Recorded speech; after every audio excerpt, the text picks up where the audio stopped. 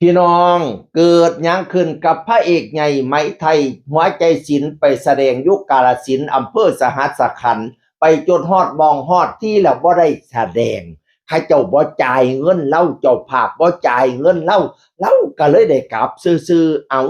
สร้างเปลี่ยนแท้ไปจนฮอดมองงานมองคอนเสิร์ตแล้วบ่จ่ายว่านี่แหมบ่ได้เล่นว่านี่แหมเรามาพูดไปจังซี่ล่ะงานคืนนี้ที่สหัสขันธ์ไม่เล่นนะครับเพราะเจ้าภาพไม่จ่ายเงินเสียเวลาศิลปินอันดับหนึ่งคักใครที่ไปหากลับบ้านนอนก่อนนะ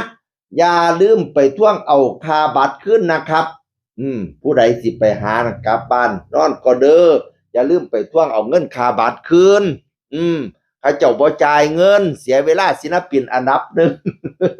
โอ้เราดังจังเด้อเพลงให้บุญนำผ้าช่วงเนี่ยให้สายเน้นจ้องหน้าหมู่สองเฮาใส่กันเนเด้อศาสตร์นี้เฮาได้พบเจอข้าบ่อยากจากจนไปใส่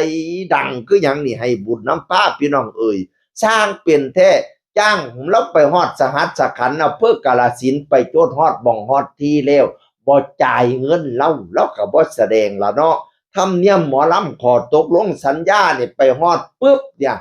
จะต้องปงคายอ้อก่อนนะจะต้องจ่ายค่าหมอลำก่อน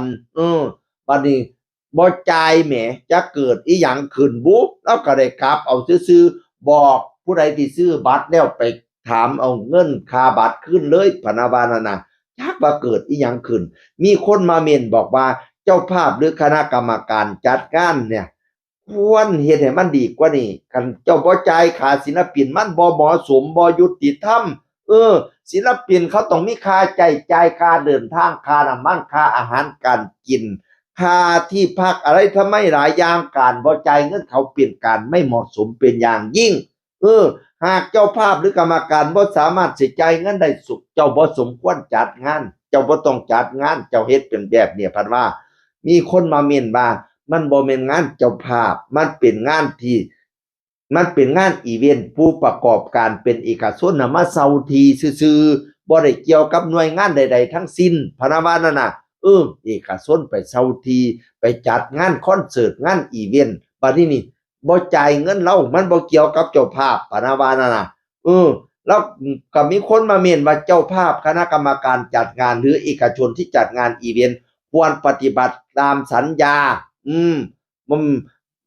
เป็นหยังบ่จ่ายเขามันต้องมีเหตุผลได้เป็นหยังบ่จ่ายเขานั่นน่ะข้าสิเลิกสัญญาเจ้าต้องบอกให้เขาเนิ่นๆบ่แม่นว่าเขาเจ้าไปฮอดหม้องฮอดที่แล้วบ่ให้เขาแสดงบ่จ่ายเขาว่านี่แหม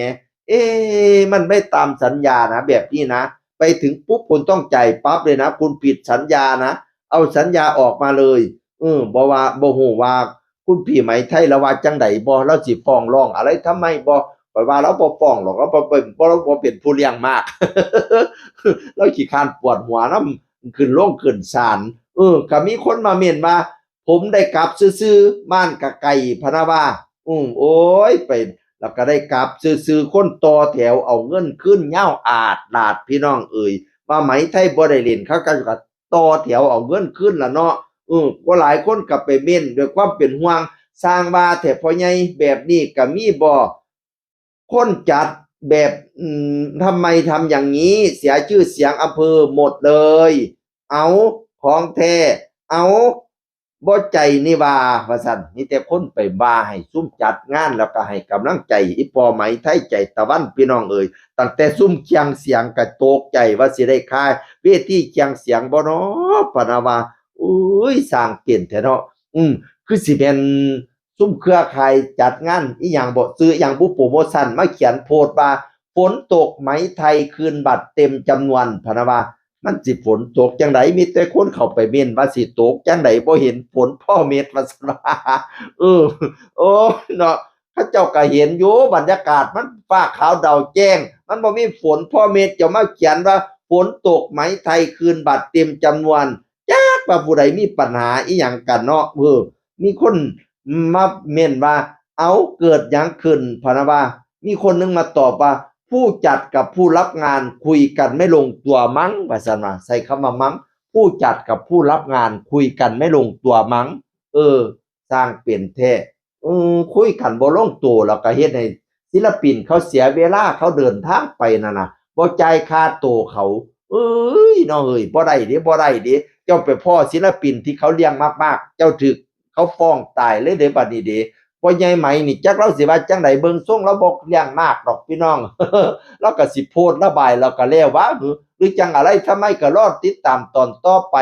ฝากไปถึงเจ้าภาพฝากไปถึงซุมเอกชนที่จัดงานอีเวนต์แน่คันสิคิดคันสิจัดงานน่ะอย่าให้มันเสียชื่อเสียเสียงศิลปินเขาไปฮอดหม้องฮอดที่แล้วเขาเสียเวลาหนึ่งแทนที่เขาสิได้ไปรับงานทางอื่นเสียค่าน้ำมันพร้อมเสียค่าอยู่ค่ากินค่าเดินทางค่าพักค่าเช่าพร้อมอย่าสุเฮ็ดกันว่าเจ้าของจัดบ่ได้นั่นน่ะ